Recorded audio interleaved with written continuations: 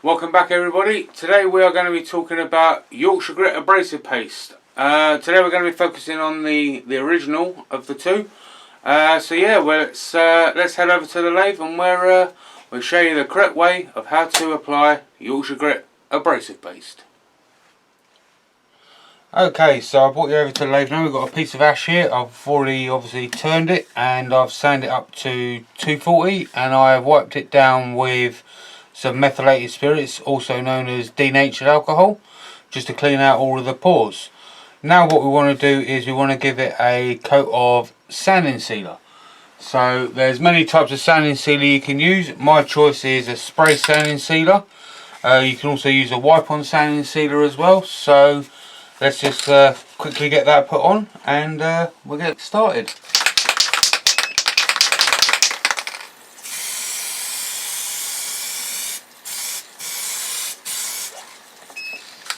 Okay, so while that's quickly drying off, the reason we put the sanding sealer on is to stop all of the mineral oil and the lemon oil soaking into the wood, so it gives the abrasives in the paste to break down a lot easier and gives a chance for the Yorkshire Grit to work a lot better. So yeah, okay, that should be okay now.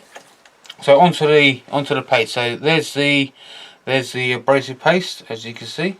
Inside there, it's there you go. Just a nice little paste. So then drop the pot. That wouldn't be a good idea. So okay. So what you want to do now is you want to get yourself a piece of paper towel. Just fold it into a pad, like so. Okay, and then you get some paste onto the pad. You put the paste onto your blank with the lathe stationary and just rub it in. A liberal amount is good.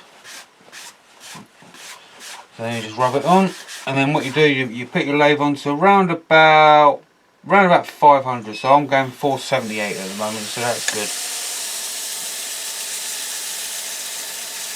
And then you just buff it in. Obviously, I'm not sure if the camera's picking it up, but you could probably hear all of the abrasives in there, and you can actually feel the abrasive breaking down as you're rubbing it into the wood. So on the actual pot, it's actually got the ingredients. It actually says a hand blend mix of mineral oil, lemon oil, beeswax, rotten stone and pumice, designed to give your wood turning the perfect foundation for finishing. So you just keep that buffing in. So remember, Yorkshire Grit is also, it's not actually a finish. Some people have used it as a finish in the past, but what it is it's not actually a finish. So right after you've finished putting Yorkshire Grit on, you can actually put on any sort of finish after you like. So that's oils, lacquers, polyurethanes, anything you like really.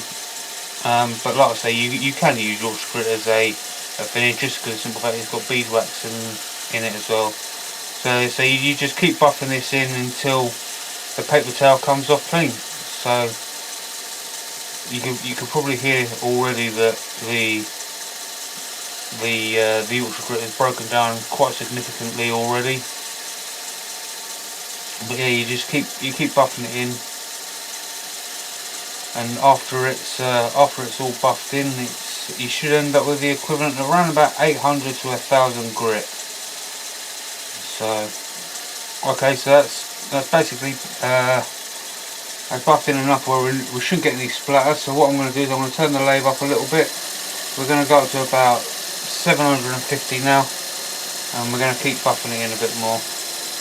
Okay, so let's keep buffing that in. Was that one? Okay.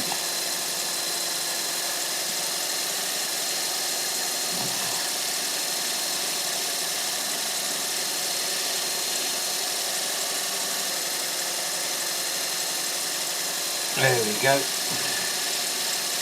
Okay, so let's change to a clean paper towel.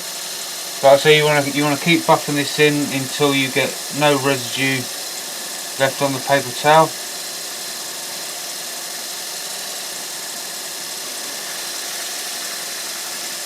and then you'll be done, and you'll have the equivalent of 1,000 grit, or 800 to 1,000 grit.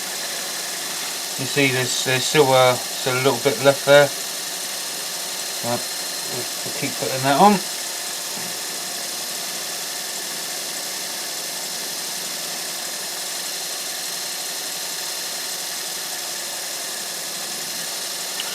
Okay, that should be the final piece of tissue paper.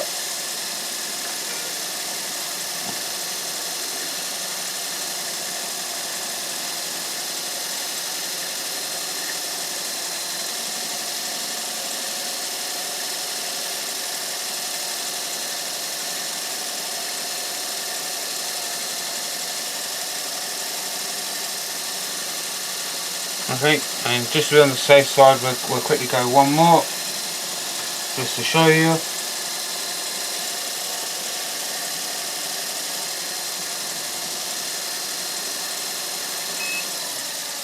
Okay, there you go. No residue left on the tissue, and there you go. Chatoyance. There you go. Lovely pieces of wood, sanded up to 800 to 1,000 grit, and not only have you saved on sandpaper, but you've saved on your lungs as well, because you've not had no airborne dust going to the air. Okay, so there you go. Thanks for watching. I'll leave links down in the description so you can find out where you can get your very own tub of Yorkshire Grit. Okay, thanks for watching.